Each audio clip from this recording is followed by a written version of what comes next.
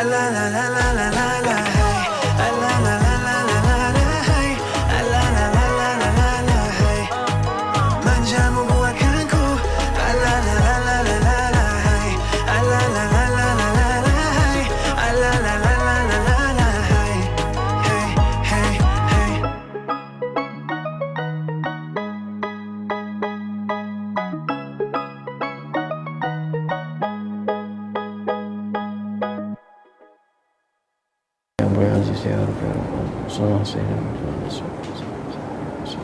Alhamdulillah Rabbil Alamin.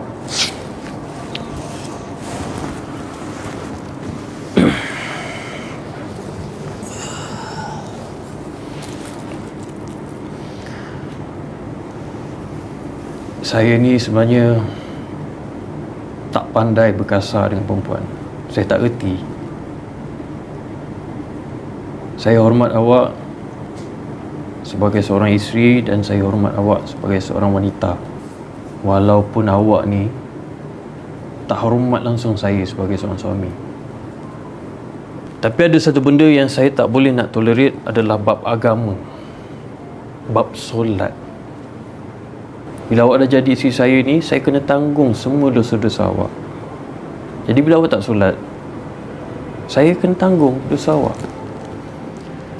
Jadi saya nak mulai hari ni dan hari-hari seterusnya, kita kena solat berjemaah. Walaupun apa saja alasannya, kita wajib solat berjemaah macam ni. Habis tu kalau saya tak boleh nak solat, takkan awak nak paksa saya solat sekali dengan awak? Kecuali kalau uzur, saya faham. Tapi apa pun alasannya lepas ni, saya nak kita solat berjemaah. Walaupun awak nak layan saya macam mana, tak nak tunaikan tanggungjawab awak sebagai seorang isteri, saya tak kisah. Saya dah jalankan pun tanggungjawab saya. Selebihnya, urusan awak dengan Allah.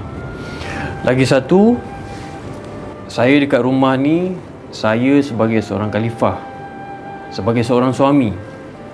Jadi saya mohon sangat dengan awak untuk belajar hormat saya sebagai seorang suami. Boleh?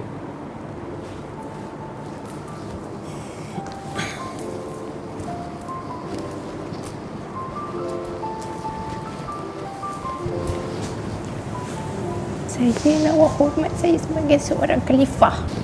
Gila. Cuh. Buat macam kita ni jahil sangat pula.